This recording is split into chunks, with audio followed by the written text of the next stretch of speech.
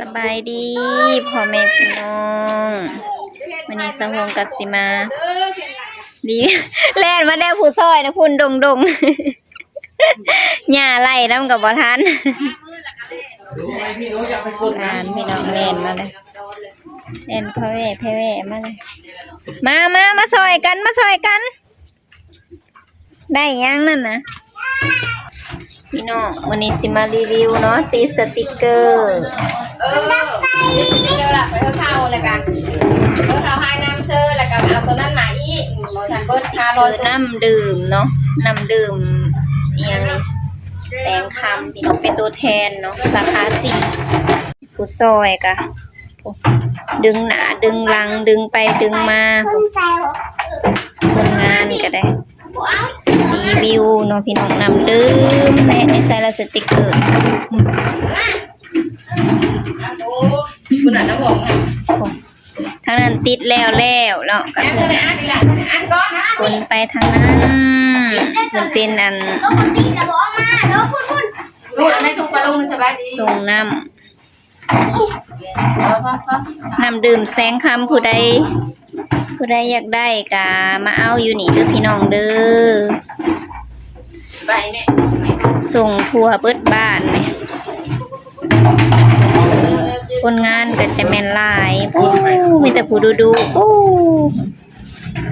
มีแต่สีแดงอันนี้ก็สีแดงอันนี้ก็สีแดง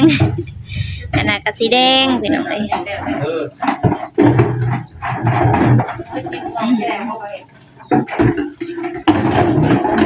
น้ำเห็ดแต่ที่ตัวมันอยู่เลยเนาะเอาไปแก้มาเนี่ยเสียงก็สีดังแน่เนาะพี่น้องรีวิวเนาะรีวิวตุกน้ำมื้อนี้เด้อนะสาวเพิ่นเฮ็ดเป็นจำหน่ายน้ำพี่น้องเอ้ยเว้าแล้วก็บ่จบจักเทื่อเพื่อจำหน่ายน้ำอันโรงงานพี่สังแสงคำสาขาที่4เนาะของเฒ่าภูคำพี่น้องประมาณ500ตุกหลายเติบอันนี้คือเขาเจ้าซื้อเอาเนาะซื้อเอาเขาเจ้ามาส่งให้บ่เลยไปซื้อเอาเองบ่แม่แต่ว่ากระตุกนี่เขามาส่งบ่ไปเอาเอง500ตุกพี่น้องอันนี้แล้วก็ทางในหั่นแล้วก็อันนี้เนาะเพิ่นติดสติกเกอร์ใส่เพื่อสิเฮ็ดงานพี่น้องเอ้ยเพื่อสิเบิดนี่ก็เติบอยู่ซอยกันคนละเล็กละน้อย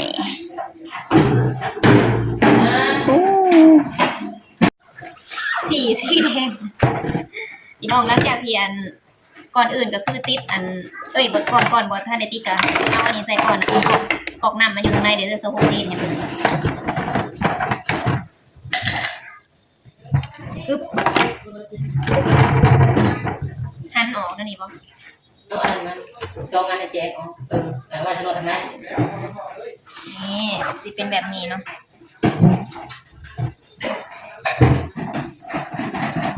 เอกสารนี่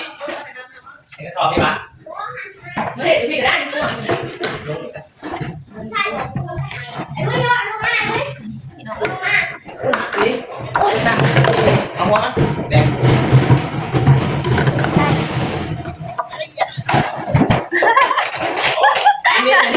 เอาใส่กันยกแบกนี่กันนะเสาหงพวกหนึ่งนี่นะเสาหงเอามาหันใส่กันเอากอกน้ำนี่นะพี่น้องไปตัดสิได้กินอยู่บ่เนาะปกตินะมันต้องใส่ทั้งนอกพี่นี่เด้อ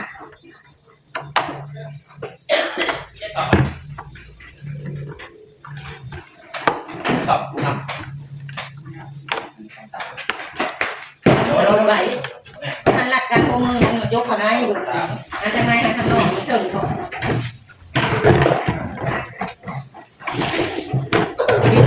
ปากกันแล้วก็นี่ดูประเทศจังไหนมึงดูถึกแล้วมันเฉิงจะเป็นหน้าเนี้ย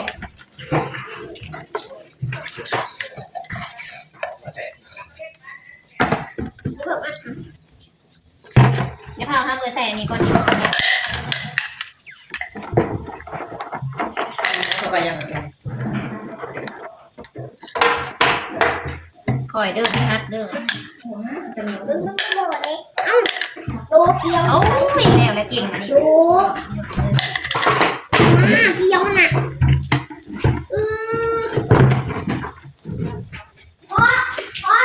เขาแบบแม่เสีย เป็นขยันเขาให้ มาพูดละโอ้เห็นเวท เห็นแต่ตัว เป็ นี้ นตัวพลาสติก เอาถือไว้ก่อนนี่นี่นี่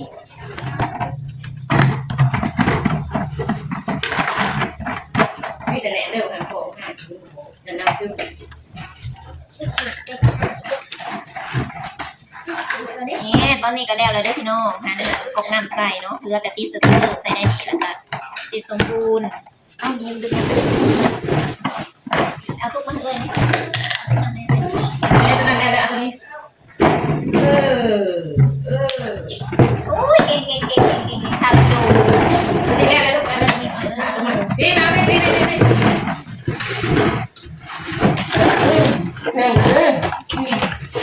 เลยมาดูเลย โอ้ขอบใจพอก่อน ตัวนี้แล้วบอกกัน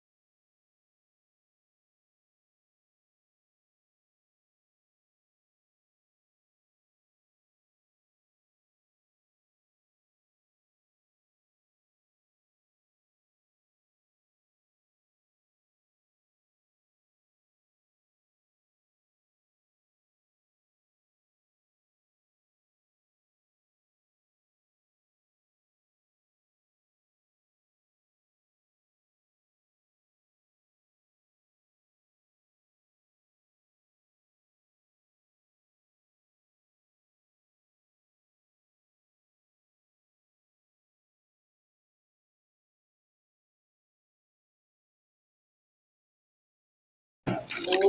ยตอนนี้ก็หมดขั้นตอนการติดสติ๊กเกอร์แล้วพี่น้องเนาะที่มาลองเห็นอันแรก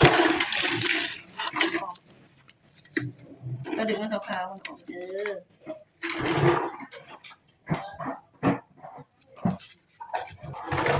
นบ่มีบอลดึงมันบอกดูว่าต้องแก้เอาแนวนี้ ๆแก ฮัลโหลนะ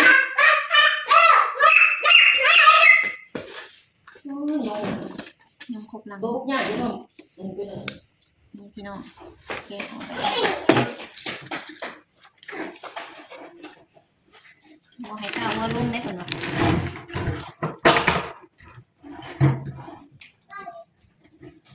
เอามาดี ลองมันสี่ข้างเส้นทั้งหน้า เบิ่ง เส้นทั้งหลังเส้นทั้งเทิงเส้นทั้งรุมสี่ข้างเอาเบิดแดงมัน อะไรมันเบี้ยวนะนี่ เราเบี้ยวเท่าไหร่ส่วนหนึงก็เอา โอ้ยที่ย่างเดี๋ยวมันติดแคมชุดรถนี่ ส่วนนี้แบ่งไว้2 นิ้วส่วนนี้ก็นิ้วนี่เจ้าติดตามข้างนี่ โอ้มันโบชุดบอก บอกให้มันแบ่งกัน คนเถิงเนาะ แบ่งคนเคิมทั้งรุมทั้งเทิง4 เส้นนะเอาเบิดนะไปทำให้มันร้อยแล้วเอา90ไปแล้ว เดี๋ยวมันงามจะไปดู น้ำเหรอดิน้ำสับไปมันก็อันแรกแล้วมันก็มีต้นขี้ไร่ต้นน้ำหมดแล้วเห็นมากันไหนวันนะแม่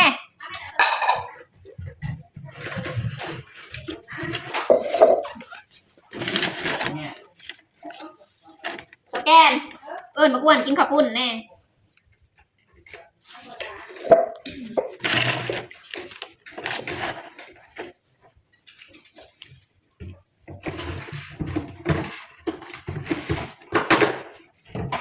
น้องจะพักสดมาหน่อยนึงจะดึงออกเลยนะเด็ดนี่เงียบๆน้อยนึงจะมาแปะทางนี้ก่อนนี่จะมากางมาตัวเอาทางนี้นี่น้อยนึงเด็ดป่ะเป็นที่หอมใส่ไปเลยมันบ่มีบ่นแก้บ่เนี่ยมีแต่ผักเอาแล้วนี่เลี้ยวนี่มันขึ้นหน่อยนึงก็ย่างมันนี่ตั้งหักนี่แดงจบ ตัวบ่แดงเนี่ย มันเนี่ยเดินหน้ามันออกเลยมันจะพี่พับก่อนพับยาวก่อนก็ออกลายมันดึงแต่มันมดเป็นนางบะหมี่แล้ว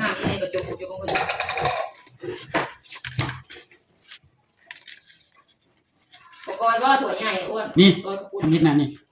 ทำนั่นก่อนแล้วมันแก้ง่ายบอก ในมือหนึ่งเด้ เดี๋ยวเขาเบรกมันไว้ก่อนให้มันใส่ก่อน แล้วนี่เนาะมันบอกพอบอกสมนี้ประมาณนี้ ข้างหัวข้างหางแล้วมัน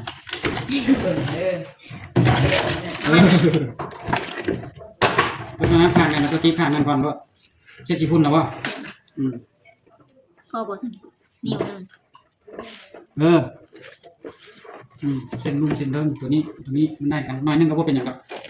นี่เอาตัวต่อไปเนี่ยพอแก้แล้วนี่เดี่ยวเลยเด้อดึงโซนทั้งพวกมันตามพร้อมกันนะอันนี้ดึงนะออกเลยแล้วตัวตีบาดเจ็บหัวได้เลย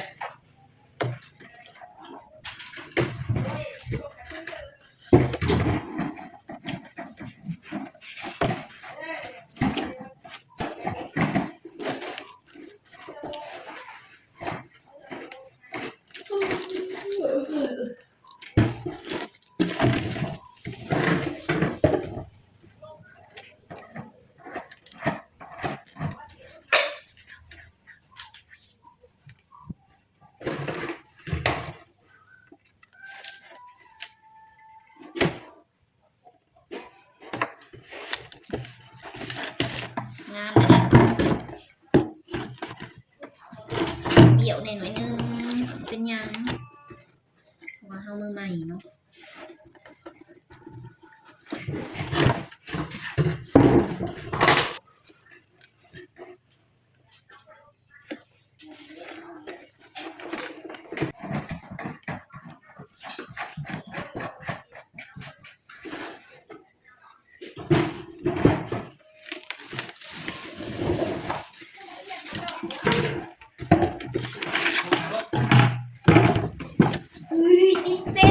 เป็นนั่นเลยบอก ไม่ใส่ นี่ ไม่ใส่ เนี่ยเบิดนี่นะคือสีโซนเป็นว่าหมูเป็น เขาติดนะหมู พักก้อนนี่โอ้เจ้าว่าพักก้อน ผักก้อนผักก้อนเลยค่ะจิก ยับไปอีกบางกล้องเสียนเลยพี่มานั่งทางนี้กับโบเห็นนั่นแหละค่ะกังฟูเห็นนั่งลง ที่เบอร์นี่ แม่นให้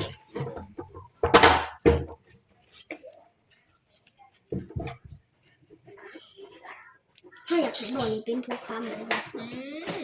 ถ้าอยากขายบอลเป็นถ้าอยากขายเป็นบอลเป็นแสนคำ เบิ้งนี่สิบอก ถ้าจะติดพอที่ แป๊บนึง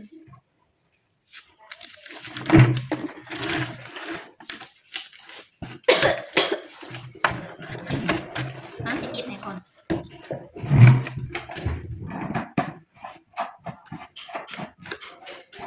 รีบเอา ตัดมาจะติด คอยเด้อเบิ้งคอยเด้อคอยดึงเอามือขางเดียวดึงคอยดึงไป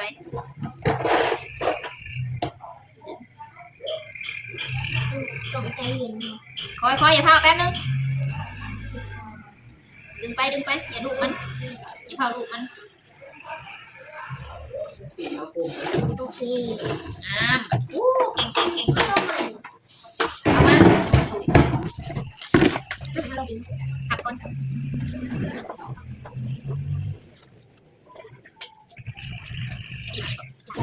ผิดขัดเลย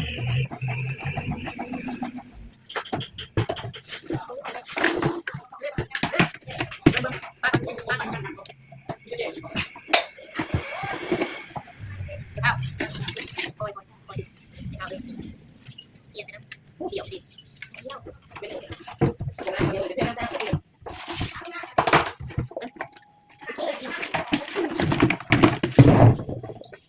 แต่มาอีกกระตุ้นพลัง